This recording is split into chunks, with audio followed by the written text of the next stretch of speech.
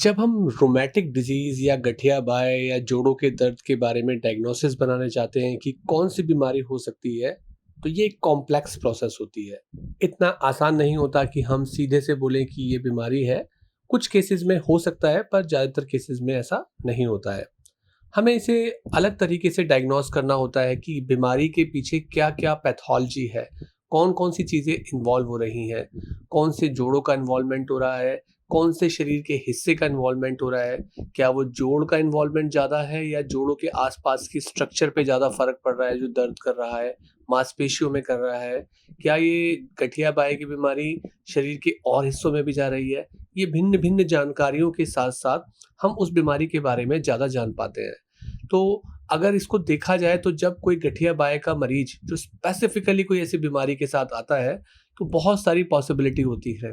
क्या उसको regional area में ही इन्वॉल्वमेंट है? रीजनल का मतलब है कि क्या कमर के अंदर ही दर्द है या गर्दन के अंदर है या किसी हाथ-पाँव या किसी ख़ास जोड़ के अंदर दर्द है या उस मरीज़ को जनरलाइज़्ड पेन है, पूरे शरीर में दर्द है।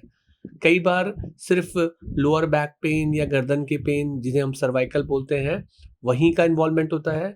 कई बार जोड़ों के अंदर ऑलरेडी जब तक वो आते हैं, गठिया और बाय यानी कि जोड़ खराब हो चुका होता है।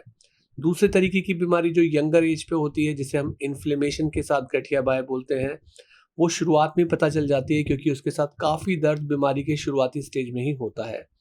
कई बार बोन के अंदर एक वीकनेस दिखती है जिसे हम ऑस्टियोपोरोसिस बोलते हैं, जो गठिया बाय की बीमारी में देखी जाती है। तो क्या ये पैटर्न हमें देखने को मिल रहा है या मांसपेशियों के साथ-साथ शरीर के भिन्न-भिन्न हिस्सों में गठिया बाय के लक्षण आ रहे हैं? ऐसे बहुत ढेरों सारे पैटर्न हो सकते हैं जो पहली ही नज़र में पता चल जाते हैं जब बातचीत की जाती है, एक हिस्ट्री ली जाती है।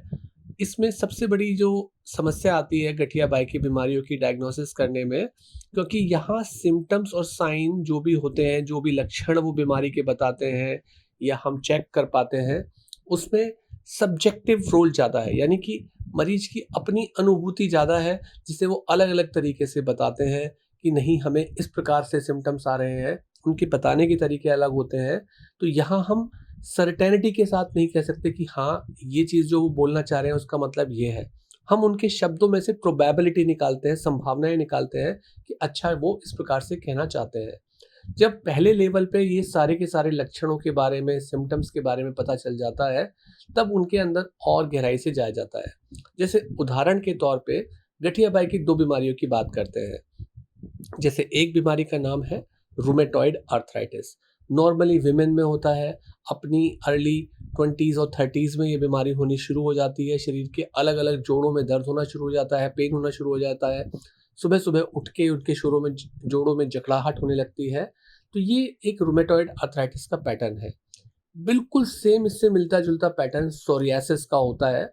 अब सोरियासिस और रूमेटॉइड देखने में एक जैसी लगेंगी, पर जब हम उन्हें थोड़ी गहराई से जाके देखेंगे, तो सोरियासिस में एक स्किन की बीमारी भी होती है, जिसमें स्किन के किसी खास हिस्से पे रैश और पैचेस पड़ जाते हैं, जिसमें हेयर्स के अंदर, नेल्स के अंदर कुछ चेंजेस आ जाते हैं। ये तो हमारे जॉइंट के अलावा के चेंज होते हैं, जिसे देखते ही हम बता देते हैं कि ये रूमेटॉइड नहीं है, ये सोरियासिस है। दूसरी बात है कि रूमेटॉइड आर्थराइटिस जो होती है, वो लोअर बैक में और फिंगर के आखिरी जोड़ जिसे हम डीआईपी बोलते हैं, उसके अंदर इन्वॉल्व नहीं करती, जबकि सोरियासिस में ऐसा होता है। तो एक जैसे दिखने वाले लक्षण जब हिस्ट्री पे जाते हैं, वो आगे जाके जब हम थोड़े ज़्यादा सवाल पूछते हैं, तो वो एक अलग बीमारी में आते हैं। दोनों ही बीमारियों का प्रोग्रेशन, दवाइयाँ, डायग्नोसिस अलग-अलग होती हैं।